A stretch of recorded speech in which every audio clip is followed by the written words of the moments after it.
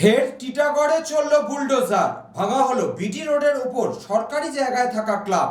রাজ্যে বিজেপি সরকার গঠন হওয়ার পর মুখ্যমন্ত্রী শুভেন্দু অধিকারী জানিয়েছিলেন কোনো রকমের বেআইনি নির্মাণ সরকারি জায়গার উপর রাখা যাবে না। কড়া পদক্ষেপেরও কথা জানিয়েছিলেন তিনি। রাজ্যের বিভিন্ন জায়গার মতো টিটাগড় পৌরসভা এলাকাতে ভাঙা হলো টিটাগড় ঈদগাহ সংলগ্ন বিটি রোডের পাশে সরকারি জায়গায় থাকা একটি ক্লাব। বুলডোজার দিয়ে গুঁড়িয়ে দেওয়া হলো টিটাগড় থানার পুলিশের পক্ষ থেকে। এদিন টিটাগড় থানার পুলিশ কর্মীরা দমকল বিভাগের কর্মীদের নিয়ে উপস্থিত হন এলাকায়। এরপর বুলডোজার দিয়ে ভেঙে দেওয়া হয় ক্লাব ভবনের দেওয়ালগুলি। অয়ন দাসের রিপোর্ট, চ্যানেল 24/7।